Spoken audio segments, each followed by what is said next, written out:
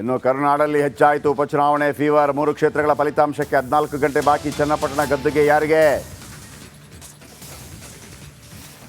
ನಾಳೆ ಬೆಳಗ್ಗೆ ನಿರಂತರವಾಗಿ ಸುದ್ದಿಗಳನ್ನು ಕೊಡ್ತಾ ಹೋಗ್ತೀವಿ. ಕ್ಷಣ ಕ್ಷಣದ ಮಾಹಿತಿ.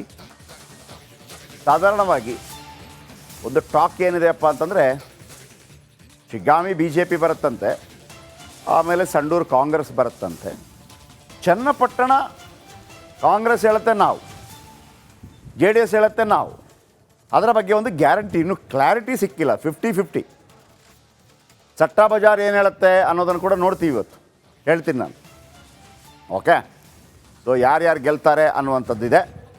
ನಾಳೆ ಬೆಳಗ್ಗಿನಿಂದ ರಿಸಲ್ಟ್ ಗೊತ್ತಾಗುತ್ತೆ. ನಾಳೆ ಬೆಳಗ್ಗೆ 6 ಗಂಟೆಯಿಂದಲೇ ಶುರು ಮಾಡ್ತೀವಿ ನಿಮಗೆ ಮಾಹಿತಿ ಕೊಡೋದಕ್ಕೆ. ತಪ್ಪದೆ ನೋಡಿ. ನಮ್ಮ 3 ಜನ ರಿಪೋರ್ಟರ್ಸ್ ರೆಡಿ ಇದ್ದಾರೆ 3 ಕ್ಷೇತ್ರಗಳಿಂದ. ತಗೊಳ್ಳಿ.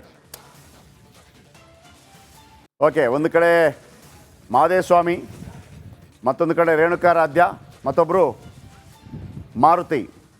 ಮೊದಲಿಗೆ ಚನ್ನಪಟ್ಟಣ. ಓಕೆ ಮಹದೇವಸ್ವಾಮಿ, ಚನ್ನಪಟ್ಟಣ ಹೆಂಗಿದೆ? ನನಗನ್ನಿಸ್ತಾ ಇರೋದು ಇಬ್ರಿಗೂ ಕೂಡ ಗ್ಯಾರಂಟಿ ಇದೆ. ಒಂದು ಸೈಡೆಡ್ ಆಗಿದೆ ಅಂತ ಈಗಲೂ ಅಲ್ಲಿಯವ್ರು ನಂಬ್ತಾ ಇಲ್ಲ ಅಂತ ನನಗೆ ಬಂದಂಥ ಮಾಹಿತಿ. ನೀವು ಅಲ್ಲಿರೋರು, ನೀವು ಹೇಳಿದ್ರೆ ನಾವು ಕೇಳ್ತೀವಪ್ಪ, ಹೇಳಿ.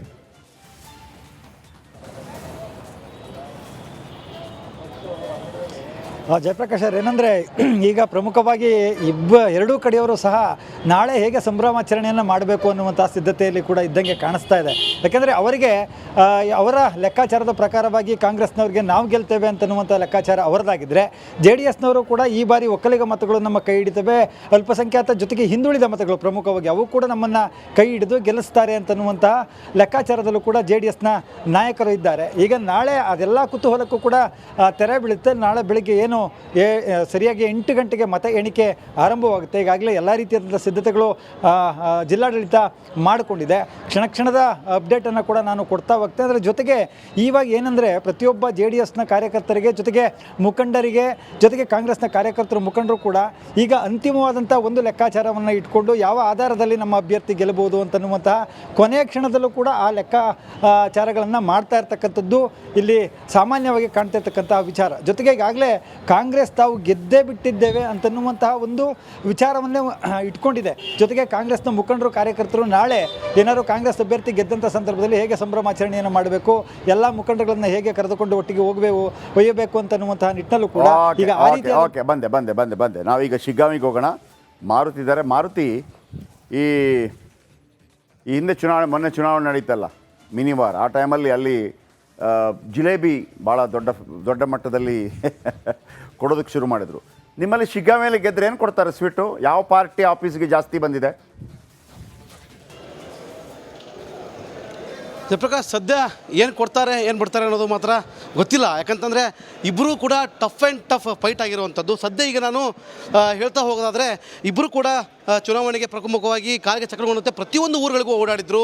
ಪ್ರಮುಖವಾಗಿ ಎಲ್ಲರನ್ನ ಭೇಟಿಯಾಗುವ ಮುಖಾಂತರ ಕಾರ್ಯಕರ್ತನಾಗಿರ್ಬೋದು, ಮತದಾರರ ಓಲೈಕೆ ಮಾಡಲಿಕ್ಕೆ ಸಂಪೂರ್ಣವಾಗಿ ಸರ್ಕಾರ ಕಾಂಗ್ರೆಸ್ ಕಡೆ ಮುಕ್ತವಾಗಿ ಓಡಾಡಿದ್ರೆ, ಇನ್ನು ಬೊಮ್ಮಾಯಿಯವರು ಕೂಡ ನಾವೇನು ಕಡಿಮೆ ಇಲ್ಲ ಅನ್ನೋ ರೀತಿಯಲ್ಲಿ ಪ್ರಮುಖವಾಗಿ ರಾಜಕಾರಣ ತೊಗೊಂಬಂದಿದ್ರು. ಈಗ ಸದ್ಯಕ್ಕೆ ನಾನು ನಾಳೆ ಈಗೇನು ಕೌಂಟೌನ್ ಸ್ಟಾರ್ಟ್ ಆಗಿರುವಂಥದ್ದು, ಬೆಳಗ್ಗೆ 7 ಗಂಟೆಗೆ ಕೌಂಟೌನ್ ಸ್ಟಾರ್ಟ್ ಆಗುವಂತಂದರೆ ಯಾರ ಭವಿಷ್ಯ, ಅಂದರೆ ಹಾವೇರಿ ಜಿಲ್ಲೆಯ ಏಲಕ್ಕಿ ಮಾಲೆ ಯಾರ ಕೊರಳಿಗೆ ಅನ್ನೋದೀಗ ಸದ್ಯ ಕಾಯುಕೆ ಆಗಿರುವಂಥದ್ದು ಅಂತ ಹೇಳ್ಬೋದು.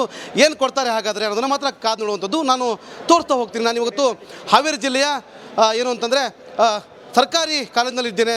ಈ ಸದ್ಯ ಸರ್ಕಾರಿ ಕಾಲೇಜಿನಲ್ಲಿ ಸಂಪೂರ್ಣವಾಗಿ ಮತದಾನಕ್ಕೆ ಪ್ರಕ್ರಿಯೆ ಏನಿತ್ತು ಅದೆಲ್ಲವನ್ನು ಸಂಪೂರ್ಣವಾಗಿ ಮಾಡಿರುವಂತಹದ್ದು. ಒಂದು ಕಡೆಗೆ ಒಂದು ಪೊಲೀಸರ ಯಾವ ರೀತಿ ಇಲ್ಲಿ ಬೆಳಗ್ಗೆ 8 ಗಂಟೆಗೆ ಆರಂಭವಾಗುವಂಥ ಏನು ಪೊಲೀಸು ಯಾವ ರೀತಿ ಬೇಕು, ಯಾವ ರೀತಿ ಕೆಲಸವನ್ನು ಮಾಡಬೇಕು, ಯಾವುದೇ ರೀತಿಯ ಸಮಸ್ಯೆ ಆಗಬಾರ್ದು ಅನ್ನೋ ಒಂದು ಕಡೆಗೆ ಆದರೆ ಬೆಳಗ್ಗೆ 8 ಗಂಟೆಗೆ ಅಂಚೆ ಮತಗಳ ಎಣಿಕೆ ಆಗುವಂಥದ್ದು, ಚುನಾವಣಾ ಆಯೋಗದ ಮಾರ್ಗಸೂಚಿಯಂತೆ ಮತಗಳ ಎಣಿಕೆ ಕೂಡ ಮಾಡುವಂಥದ್ದು, EVM ಮತಗಳ ಎಣಿಕೆಗಾಗಿ ಒಟ್ಟು 14 ಟೇಬಲ್ಗಳನ್ನು ನಿಗದಿ ಮಾಡಿರುವಂಥದ್ದು. ಈಗ ಅದ್ರ ಜೊತೆಗೆ ಪೊಲೀಸರು ಕೂಡ ಸಂಪೂರ್ಣವಾಗಿ ಎಲ್ಲ ರೀತಿಯ ಮಾಡಿರುವಂಥದ್ದು, ಅಂದರೆ ಪ್ರಕ್ರಿಯೆ ನಡೆದಿರುವಂಥದ್ದು. DSP 4 ಜನ ಹಾಕಿದರೆ CPIನ 9 ಜನ ಹಾಕಿರುವಂಥದ್ದು. ಸಂಪೂರ್ಣವಾಗಿ ಎಲ್ಲ ರೀತಿಯ ಹಣಾಹಣಿಗೆ ಏನು ಭಾಳ ಆಯ್ತಲ್ರಿ. ಏನು ಇದು ಇಷ್ಟೆಲ್ಲ ಪೊಲೀಸರು ಹಾಕಿದ್ದಾರೆ, ಗ್ರೇಟ್ ಬಿಡಿ. ಏನೋ ಒಂದು ಮಾಡ್ಕೊಂಡಿದ್ರು, ಅದೇ ನೋಡಿರಿ ಪವರು. ಈಗ ಯಾರು MLA ಗೆಲ್ತಾನೋ ಆ MLA ಗೆದ್ದ ತಕ್ಷಣ ಅವರೆಲ್ಲ ಒಂದು ಸೆಲೆಕ್ಟ್ ಹೊಡಿತಾರೆ. ಅದೇ ಪವರ್, ಪೊಲಿಟಿಕಲ್ ಪವರ್ ಅಂದರೆ ಅದು. ಅದಕ್ಕಾಗಿ ಇಷ್ಟೆಲ್ಲ ಹಣಾಹಣಿ, ಫೈಟು, ಕೊಲೆ ಎಲ್ಲವೂ ನಡೆದೋಗ್ಬಿಡ್ತದೆ.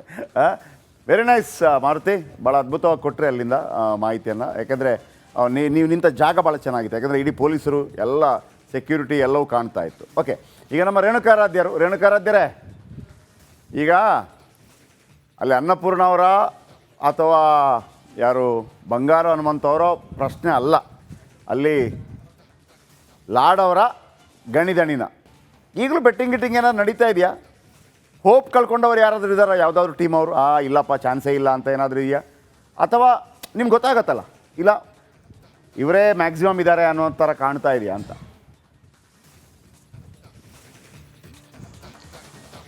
ಜಯಪ್ರಕಾಶ್, ಮೊನ್ನೆ ಅಷ್ಟೇ ರಿಪಬ್ಲಿಕ್ ಕನ್ನಡದಲ್ಲಿ ನಾವು ಎಕ್ಸಿಟ್ ಪೋಲನ್ನು ನೋಡಿದಾಗ ಸಂಡೂರು ಬೈ ಎಲೆಕ್ಷನಲ್ಲಿ ಯಾರು ಗೆಲ್ಲಬಹುದು ಯಾರು ಸೋಲ್ಬಹುದು ಅನ್ನುವ ಒಂದು ಲೆಕ್ಕಾಚಾರದ ಬಗ್ಗೆ ಒಂದಷ್ಟು ಮಾಹಿತಿ ಸಿಕ್ತು. ಅದರಲ್ಲಿ ಪ್ರಮುಖವಾಗಿ ಪಿ ಮಾರ್ಕ್ ಸರ್ವೆಯಲ್ಲಿ ಕಾಂಗ್ರೆಸ್ಗೆ ಒಂದಷ್ಟು ಮುನ್ನಡೆ ಆಯಿತು ಅನ್ನೋದು ಈಗಾಗಲೇ ಅದು ಪ್ರಕಟಗೊಂಡಿರ್ತಕ್ಕಂಥದ್ದು.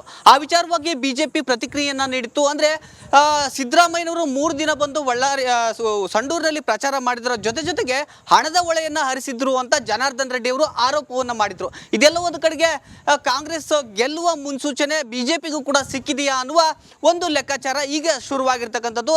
ಮೊನ್ನೆವರೆಗೂ ನಾವು ಗೆಲ್ತೀವಿ ಅಂತ ಬಿಜೆಪಿ ಜೊತೆಗೆ ಕಾಂಗ್ರೆಸ್ನವರು ಹೇಳ್ತಾ ಇದ್ರು ಕೂಡ ಈಗ ಒಂದಷ್ಟು ಬಿಜೆಪಿಯಲ್ಲಿ ಸೋಲಿನ ಸುಳಿ ಕಾಣ್ತಾ ಇದೆ ಅಂತ ಹೇಳಿದ್ರೆ ತಪ್ಪಾಗಲಿಕ್ಕಿಲ್ಲ. ಯಾಕಂದ್ರೆ ಕಾಂಗ್ರೆಸ್ಗೆ ಗ್ಯಾರಂಟಿಯ ಈ ಬಾರಿಯೂ ಕೂಡ ಗ್ಯಾರಂಟಿ ವರ್ಕ್ ಆಗ್ತಕ್ಕಂಥ ಎಲ್ಲ ಸಾಧ್ಯತೆಗಳು ಇರತಕ್ಕಂಥದ್ದು. ಇನ್ನೊಂದು ಕಡೆಗೆ ಸಿದ್ದರಾಮಯ್ಯನವರು 3 ದಿನ ಇಲ್ಲಿ ಪ್ರಚಾರವನ್ನ ಮಾಡಿದ್ರು. ಅದಕ್ಕಿಂತ ಪ್ರಮುಖವಾಗಿ ಗೃಹಲಕ್ಷ್ಮಿ ಹಣ ಚುನಾವಣೆ ಏನು ಮತದಾನ ನಡೀತು ಅದಕ್ಕಿಂತ 2 ದಿನ ಮುಂಚೆ ಆ ಹಣವನ್ನು ಹಾಕಿದ್ರು. ಅದು ಕೂಡ ಕಾಂಗ್ರೆಸ್ಗೆ ಪ್ಲಸ್ ಆಗ್ತಾ ಇರತಕ್ಕಂಥದ್ದು. ಹೀಗಾಗಿ ಬಿಜೆಪಿ ಇಲ್ಲಿಯವರೆಗೂ ಸಂಡೂರಿನಲ್ಲಿ ಅಧಿಕಾರವನ್ನ ಹಿಡಿದಿಲ್ಲ. ಹೀಗಾಗಿ ಯಾವುದೇ ಕೆಲಸವನ್ನು ಕೂಡ BJP thank you very much ವೀಕ್ಷಕರೇ, ಒಂದು ಹೇಳ್ತೀನಿ, ಈ ರೇಣುಕಾರದ್ದು ಹೇಳ್ತಾ ಇದ್ರು ಈ ಗೃಹಲಕ್ಷ್ಮಿ ಹಣ 2 ದಿವಸ ಮೊದಲು ಬಂತು ಅಂತೇಳಿ. ಈ ಹಿಂದೆ ಕೂಡ ಲೋಕಸಭಾ ಚುನಾವಣೆ ಸಂದರ್ಭದಲ್ಲಿ ಕೂಡ ಆ ಥರ ಆಗಿತ್ತು.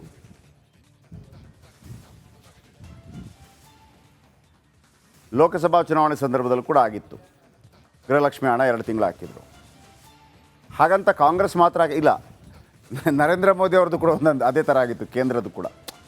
ನಾನೇನು ಹೇಳ್ತಿದ್ದೀನಿ, ಬಹುಶಃ ಮುಂದಿನ ದಿನಮಾನಗಳಲ್ಲಿ ಚುನಾವಣಾ ಆಯೋಗ ದುಡ್ಡು ಹಾಕಬಾರ್ದು ಈ ಥರ ಅನ್ನುವಂಥ ಕಟ್ಟುನಿಟ್ಟಿನ ಕ್ರಮ ಖಂಡಿತವಾಗ್ಲೂ ಜಾರಿಗೆ ತರುತ್ತೆ. ಬರೆದಿಟ್ಕೊಳ್ಳಿ, ಎಲೆಕ್ಷನ್ ಅನೌನ್ಸ್ ಆದ ನಂತರ ನೀವು ದುಡ್ಡು ಹಾಕಂಗಿಲ್ಲ ಅನ್ನುವಂಥ ಕಟ್ಟುನಿಟ್ಟಿನ ಆದೇಶ ಜಾರಿ ಆಗುತ್ತೆ. ಈಗ ಅದು ಅದರ ಏನು ಸ್ಕೂಟ್ನಿ ಅದರಲ್ಲಿ ಬಂದಿಲ್ಲ, ಹಾಗಾಗಿ ಕೇಂದ್ರನೂ ಹಾಕತ್ತೆ, ರಾಜ್ಯ ಸರ್ಕಾರನೂ ಹಾಕತ್ತೆ. ಇದು ನಿಜವಾಗ್ಲೂ ಡೇಂಜರ್ ರೀ, ಯಾರೇ ಹಾಕಲಿ. ನನ್ನ ಹಾಕಿದ್ದೀವಿ ದುಡ್ಡು ಅಂತ ಎಲೆಕ್ಷನ್ ಇದ್ದರೆ ಒಂದು 6 ತಿಂಗಳು ಆ ಊರಿಗೆ ಹಾಕ್ಲಿಕ್ಕಿಲ್ಲ, 6 ತಿಂಗಳದ್ದು ಒಂದೇ ಸಲಕ್ಕೆ ಹಾಕೋದು, ಹಿಂಗಾಗೇ ಆಗುತ್ತೆ. ಚುನಾವಣಾ ಆಯೋಗ ಇದರ ಬಗ್ಗೆ ಎಚ್ಚೆತ್ತುಕೊಳ್ಬೇಕು.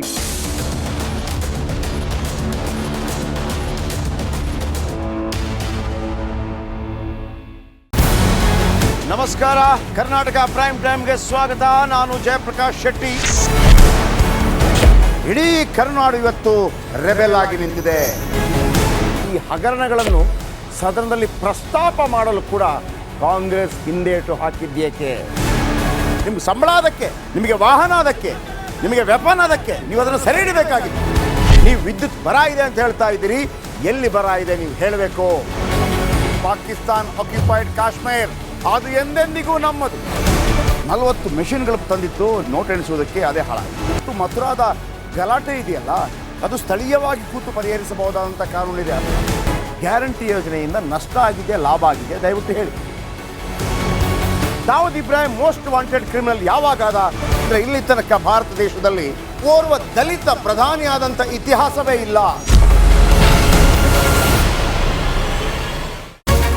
ರಿಪಬ್ಲಿಕ್ ವರ್ಲ್ಡ್ ಆಪ್ ಇದು ಕೇವಲ ಅಪ್ಲಿಕೇಶನ್ ಅಲ್ಲ, ಸಮಗ್ರ ಸುದ್ದಿಗಳ ಸಂಪರ್ಕ ಮಾರ್ಗಕ್ಕೆ ಕ್ರಾಂತಿಕಾರಿ ಬದಲಾವಣೆ.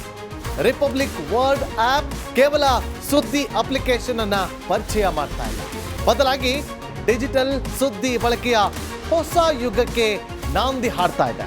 ಇದೊಂದು ಬ್ರೇಕಿಂಗ್ ನ್ಯೂಸ್, ಪ್ರಭಾವಶಾಲಿ ಕಾರ್ಯಕ್ರಮಗಳಿಗೆ ಗಟ್ಟಿಯಾದ ವೇದಿಕೆ.